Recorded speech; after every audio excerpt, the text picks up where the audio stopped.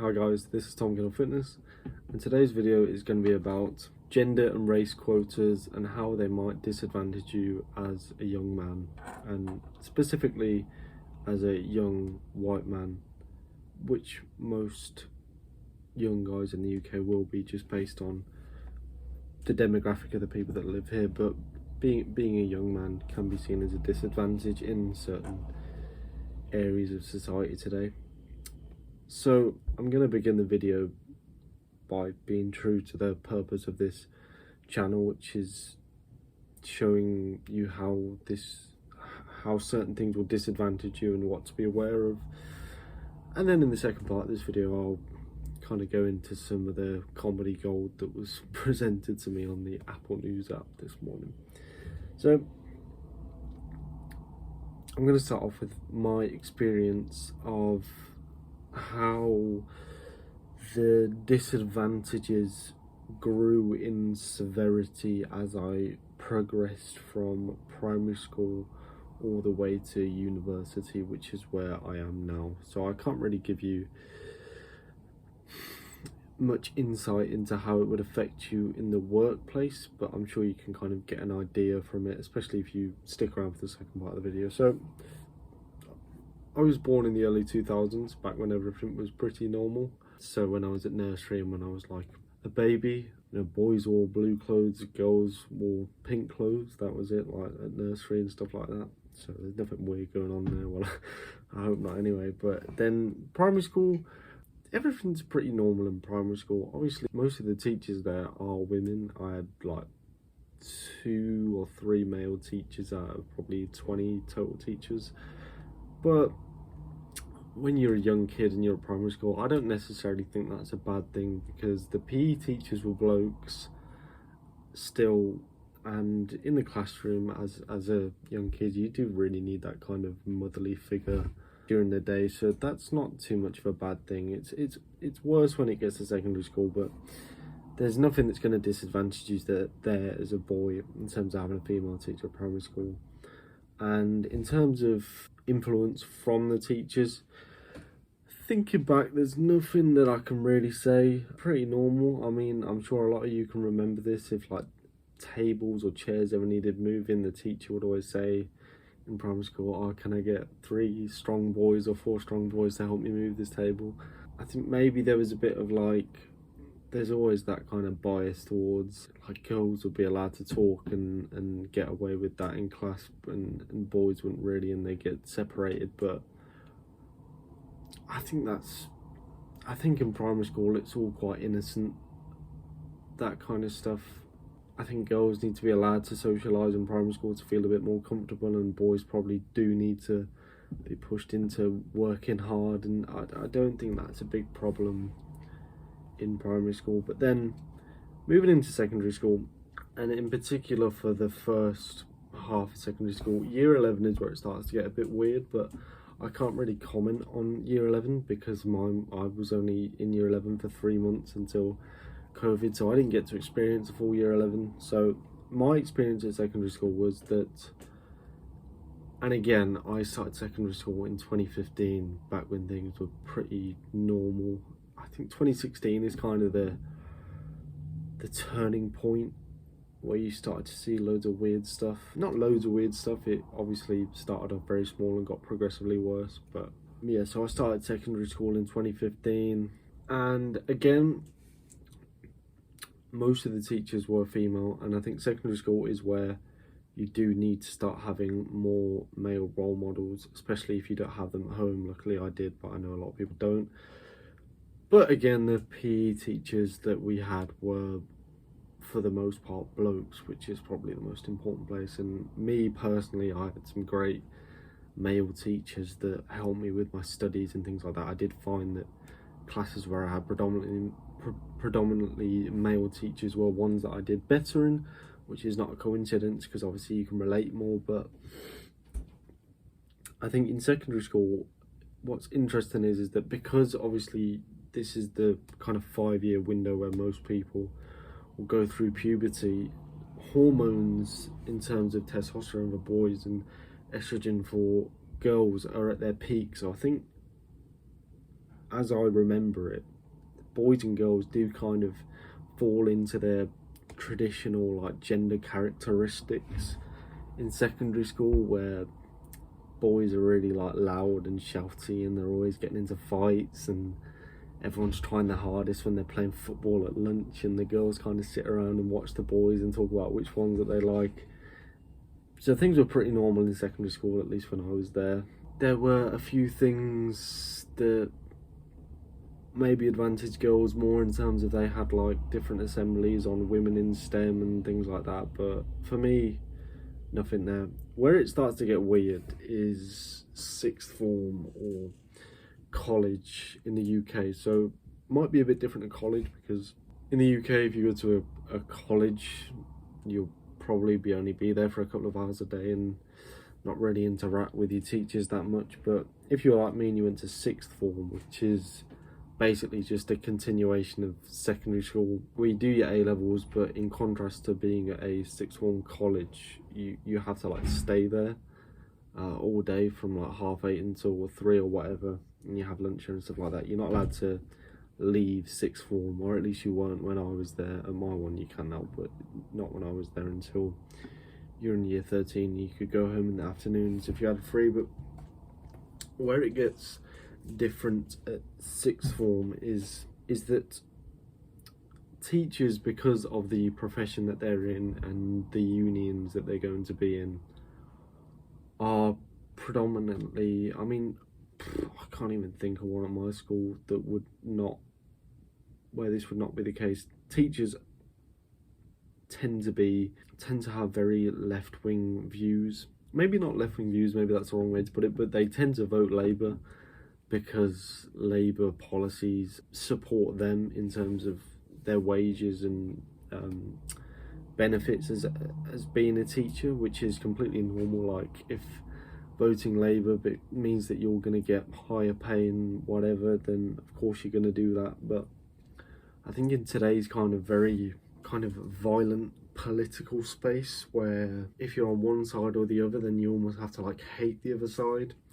What this has created is whereas back in the day maybe teachers would have still voted Labour because that would have helped them out with those certain policies, they weren't like full on like lefties, I think. But today, with especially social media, where it's trying to polarize everyone and set half the population against the other half, teachers who are susceptible to that stuff of social media take on these very kind of extreme left-wing views, as the same as a lot of people that are kind of hooked onto social media. And what happens is that teachers become more comfortable speaking about more adult things with students in sixth form, which is perfectly normal. Like, as a 17-18-year-old at sixth form, you do want to have that kind of more adult, maybe mature relationship with your teachers, where you can speak about more mature topics, because that's important for development and developing your opinions. But what happens is, a lot of the time these conversations are about politics, because a lot of students at sixth forms, especially again from social media, and this has always been the case in the young population, become very invested in politics. And what happens is that young people throughout the ages have always, because as a young person you're very empathetic and you want to help people as much as possible, and maybe real world scenarios don't make as much sense in your head, young people tend to take on more kind of left-wing socialistic views, where they want to try and help the poor people and, you know, tax the rich and all this, which is all coming from a good place. What I really don't want to try and villainize people that have socialistic views or left-wing views. I'm not trying to say that these people are wrong, but what happens is that you've got teachers that have left-wing views and you've got students that have left-wing views. It becomes like a bubble where you've got lots of people in a single environment with the same views. An echo chamber, that's a better word, where they're saying stuff and it's just the same opinions and they're backing each other's opinions up because they want to support this same ideology, and it makes the students' left-wing views more and more extreme, and the teachers' left-wing views more and more extreme, and it all kind of spirals out of control, and everybody becomes very like left-wing. And I mean, the amount of times that some of my teachers at sixth form would make snarky comments about Boris Johnson and Donald Trump in lessons that had nothing to do with them, it started to make me and a few of my friends that had the same school experience as me, it starts to make you like resent the Labour Party and left-wing views, which is not right for young people. And this was not because me and some of my friends were extreme, like have extreme right-wing ideologies. It's not that we're extremely conservative or like fascist or whatever, which unfortunately some people in that school believed that we were. It was just that a lot of us young guys are very ambitious, but also very realistic about social situations and political situations. With very, very realistic. And when you take on this realistic view and you do research into socialism throughout history and lots of left-wing policies throughout history and how they tend to not work, and you've got students and like especially students talking about they want like the revolution, and you see posters everywhere saying that like Marx was right, and then the teachers are backing this up as well, saying, oh, it's great that they're getting into politics, but they're secretly backing up their opinions because they have a hatred for Boris Johnson and the Conservative Party.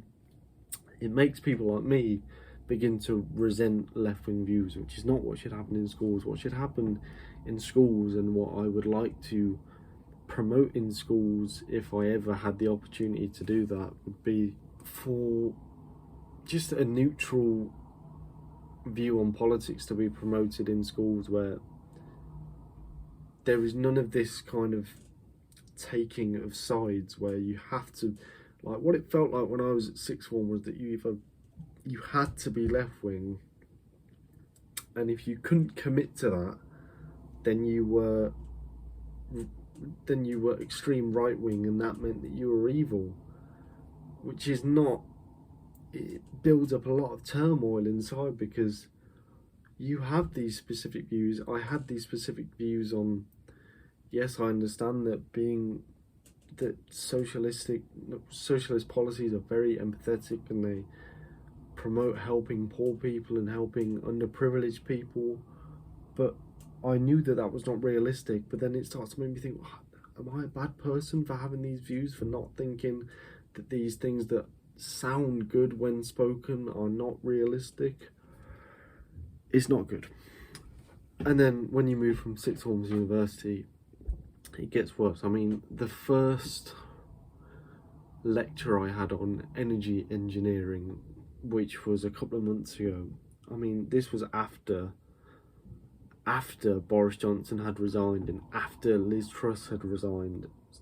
So 2 prime ministers previous, this guy was still putting pictures of Boris Johnson on his slides and taking the piss, like Boris Johnson is to blame for all of global warming. Like university, sixth form, they're literally socialist echo chambers, posters of Karl Marx and the revolution is coming everywhere. It's weird. It's really weird. It does not reflect how the real world operates and how real people with developed opinions operate.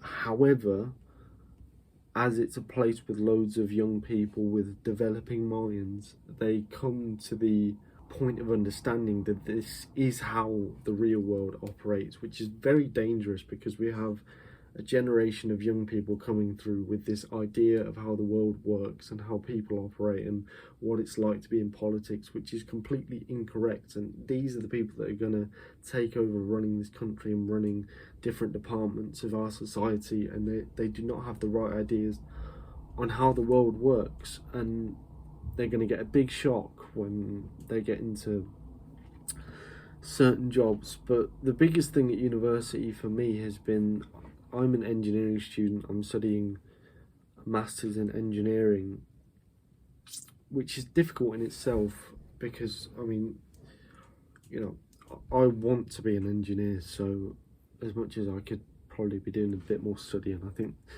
I could say that for my entire life, and a lot of students could say that they could do with a bit more studying, but doing a master's in engineering is extremely difficult, and probably 95% of lectures that I go to, I don't understand what the guy is talking about for 95% of the time, which I'll talk about in another video. But when you're in this environment where it's a new environment, you're living in a different place to where you've been used to for your entire life, it's a different version of school than you're used to. You know, it's a new environment, you're trying to learn new things, it's very difficult, it's very taxing on your brain, and you get there and, you know, I want to attend extracurricular stuff. I'm not a member of my engineering society because that's all just about going to the pub and going out for takeaways, and obviously if you've seen my videos, I like my health stuff, so that doesn't really work for me. But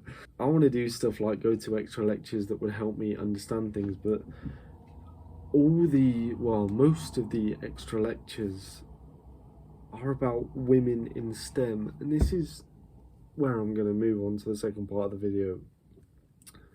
This women in STEM thing really pisses me off, because as somebody who already feels uncomfortable in this new environment and who is struggling to understand a lot of this new engineering talk and all these different mathematical formulas, I already feel like I don't belong, because I'm trying to become an engineer and gain an understanding. It's very difficult. I don't feel like I belong. What I want to feel is like I belong in this space, which comes with understanding and experience, which will come with time, undoubtedly.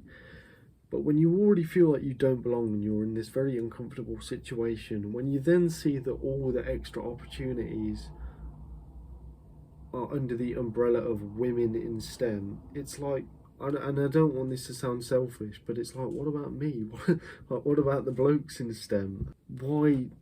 I understand that there's not a load of women in STEM, but has anybody ever thought that the reason there's not a lot of women in STEM is because they don't want to be there? There are some girls that are going to want to be engineers, and there's some that aren't. But if you have a majority of blokes that want to be engineers, like, you've got to provide some extra help for them, because seeing all this women in STEM stuff just makes me think subconsciously, like, you know, maybe I'm not supposed to be here. So anyway, this has been my experience with how I have been advantaged and disadvantaged as a straight white male coming through the education system, which is all I've had experience in up to this point in my life. The second part of this video will be uploaded tomorrow, most likely, and that is going to be on how gender and race quotas are affecting the real world, and I'll go through some different news stories that I've seen. I hope you enjoy this video. If you think there's anyone that might like this kind of content, share it with them. Like and subscribe. My Instagram's in the description. I'll see you in the next one.